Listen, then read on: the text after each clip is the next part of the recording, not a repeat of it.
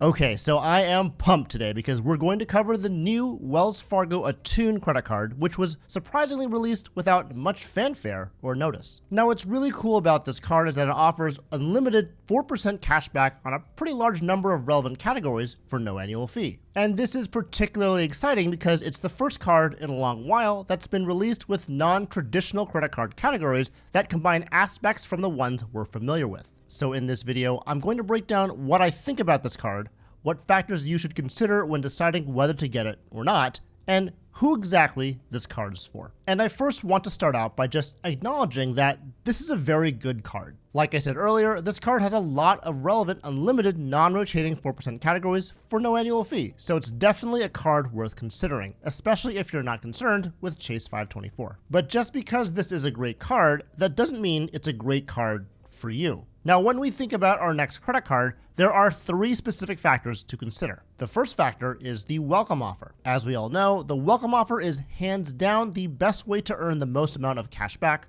points or miles for your spend compared to other methods like spending multipliers. But on that note, the second factor to consider when deciding to get a new credit card is because of its multipliers. From my view, this is the reason why you'd consider the Wells Fargo Attune credit card because of its strong, unlimited 4% categories, making this card one that you'd carry in your wallet long term for your everyday expenses in those categories. And the third factor is because of the benefits on the card. Now, because this is a no annual fee credit card, there aren't many great benefits on it, but it does come with cell phone protection, which is the same as the one offered on the Wells Fargo Autograph card, so that's nice. Now, ideally, when we get credit cards, we get them because the welcome offer is good, the multipliers are good, and the card has great benefits, but it's rare to get all three. Still, this framework is important to keep in mind when deciding if a card is right for you. And so this brings us to what I think are the biggest negatives with this card, and we'll first start by looking at the welcome offer. The welcome offer on this card is to earn $100 after spending $500 in purchases in the first 3 months. Not only this, but Wells Fargo will also donate $50 to Capital Inc., a nonprofit that brings emergency solar power for vulnerable communities, after completing the welcome offer as well. And while that's nice, let's stick to what we're getting on the welcome offer itself, which isn't bad at a 20% return on spend. But this isn't as good as other cards in its class. For example, both the Chase Freedom Unlimited and Chase Freedom Flex cards earn twice as much with their standard welcome offer, which is to earn $200 after spending $500 in the first 3 months. So I wouldn't necessarily get this card just for the welcome offer, even though it's not too bad. But what I think is more concerning is that this welcome offer is lower than typical, and as Wells Fargo is also the bank that's partnered with the Bilt MasterCard, they may be taking a page out of Bilt's book, seeing how successful that card is, even though the Bilt MasterCard doesn't have a welcome offer. So hopefully we don't see a continuing trend of smaller welcome offers, but I just keep an eye out for that when looking at future welcome offers with Wells Fargo. And the second negative with this card is that it has a 3% foreign transaction fee, which is not the end of the world or anything, but it does make this card harder to be placed in a core credit card setup, especially if you travel internationally. But other than that, I don't see very many other downsides to this card, since if you wanted to hold it long term, you could certainly do so without worrying about an annual fee. So now let's dive deep into the categories of this card, because this is where it truly shines. Like I said earlier, this card earns unlimited 4% cash rewards on 3 category groups that Wells Fargo has identified as self-care, select sports, recreation, and entertainment,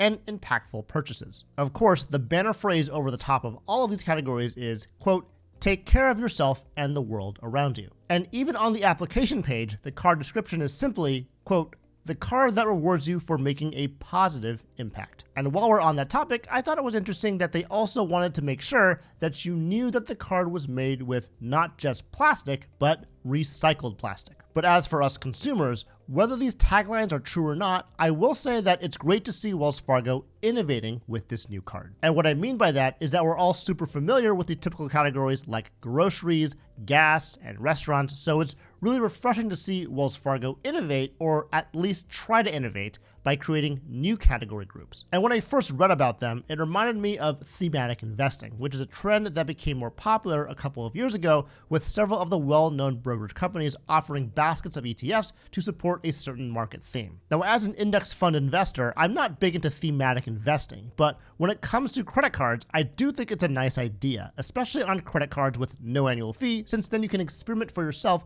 to see if these themes make sense for you. So what exactly is each category made of? Well, the first category of self-care basically covers fitness and wellness, things like beauty and barbershops, spas, gym memberships, and fitness studios. The second category, which is the most random, is titled Select Sports, Recreation, and Entertainment. This is basically the going out, staying in, and the hobby category, which covers live events and streaming services, as well as merchants in the field of arts and crafts, gardening, and pet stores. And the third category is what Wells Fargo calls planet-friendly purchases, which I think was labeled this way because it's the first card that I'm aware of that has an elevated category for EV charging, but without also covering gas. But if you look deeper into the category, it's basically select transit purchases, plus antique stores and secondhand shops. So now that we know a little bit more about the categories, how do we figure out if this card is right for us or if it's even worth applying for? Well, I had the same exact question in my mind because let me tell you, when I first saw this card, I was very tempted to apply for it, even if it did take up a Chase 524 slot. But I knew it was important to first analyze my own personal situation to see how this card could benefit me, so let me explain how I did that. Now, since this Wells Fargo Attune card is a card you get for the multipliers, it should be compared head to head with cards that I use in my core credit card setup, because if I got this card, I should be using it for everyday purchases, so to speak. And so with that in mind, my core setup is the US Bank Altitude Reserve, Bank of America Premium Rewards Elite credit card, and the Bank of America Customized Cash Rewards credit card. The US Bank Altitude Reserve card covers all mobile wallet purchases, which include traditional categories like groceries, restaurants, and gas. And this is at a 4.5x level due to the 3x mobile wallet category plus the 1.5x boost from real-time rewards. The Bank of America Premium Rewards Elite credit card covers any purchase that is not a mobile wallet purchase at 2.625x, as well as 3.5x on transit due to the Preferred Rewards Platinum Honors boost. And using that same boost, the Bank of America Customized Cash Rewards card covers any online shopping purchase at 5.25% up to $2,500 per quarter. Now, of course, 2 out of the 3 cards here have annual fees, and so there's some math to be done to make a true value comparison, but I really just want to answer one simple question. If I get this card,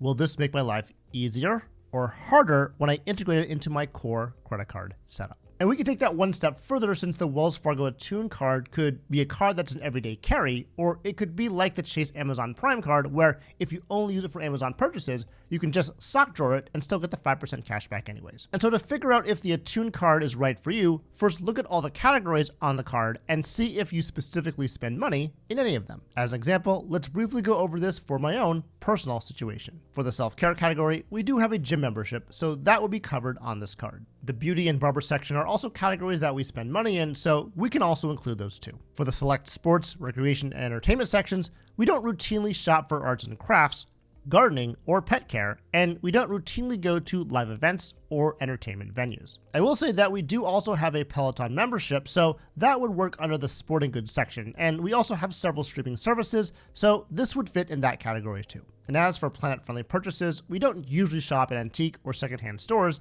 and the only 2 transit categories that matter to us since we live in the suburbs are parking and tolls. And as both of these aren't covered, this category, at least for us, is not very helpful. Oh, and we don't drive electric cars either, so we can't take advantage of the elevated multiplier on EV charging stations, making this category, to us, pretty useless. Now, this card does get 4% cash rewards back on other transport like Uber, and we do use this occasionally, so maybe we can use this category a little bit. Okay, so now that I've identified all the categories that are useful to our household, how does the Wells Fargo Attune card stack up to the other cards that I currently use for those identified purchases? Well, for gym memberships, we're actually using our City Custom Cash for that, which earns 5% on fitness clubs, so we wouldn't use the Attune card for this purpose. As for beauty and barber, the ones that we go to have tap to pay, so we can do so with a mobile wallet, which is great since we have the US Bank Altitude Reserve. We currently use our Chase Sapphire Preferred for our Peloton membership, so the Attune card could be a nice way to get a little bit higher a multiplier on that subscription. As for streaming services, it's the same story.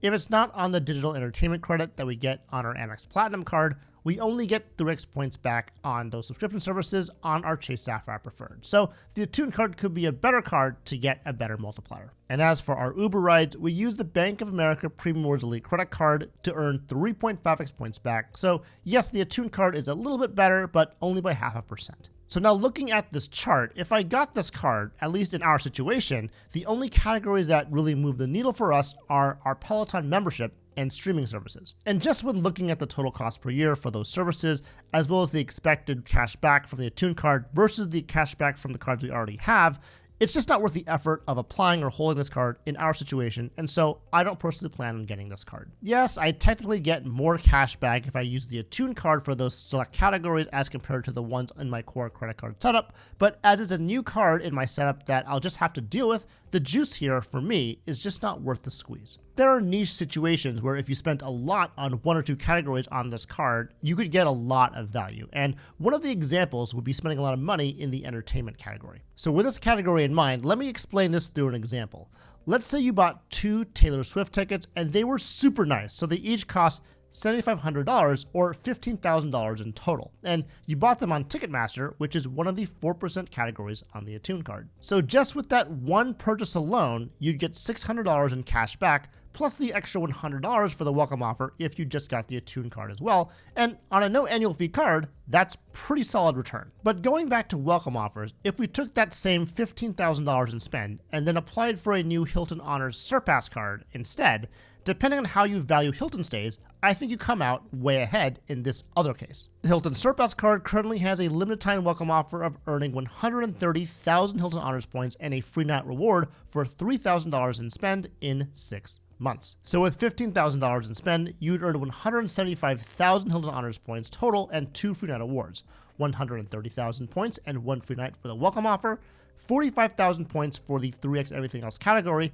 and the extra free night award after you spend $15,000 in purchases in a single calendar year. Now, of course, using welcome offers for big spend is not as repeatable as an unlimited 4% card, so it's important to look at your spending categories and figure out what expenses are like a one-time big expense versus an expense you would have on a more regular basis. So with that in mind, who is this card really for? In my opinion, this card is either for the urbanite or a family that goes to a lot of amusement parks, live events, or sporting events. If you live in a big city with a lot of the transit categories offered on this card, this could really act as the one card for all of those accessory activities and can be a nice complement to a solid food card like the Capital One Savor One. On the other hand, families that have a lot of expenses in that entertainment category could also be able to get some decent cash back on those purchases. But like I said before, if you spend a lot on one category, this card could also work for you. So this card is for anyone who has higher spend in one of the many categories offered on this card. When you take a step back and look at all those unlimited 4% categories,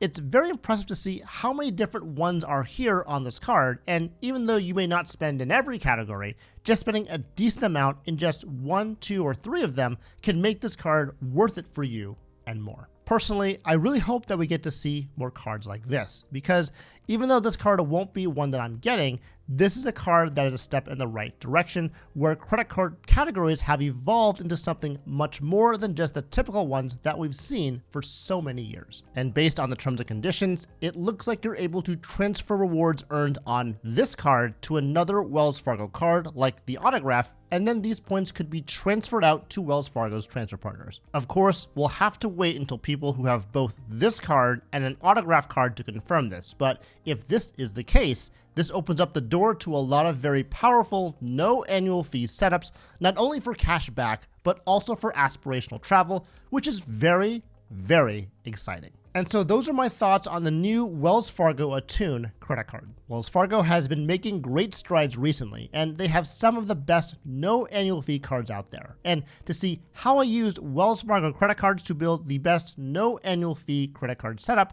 check out this video next.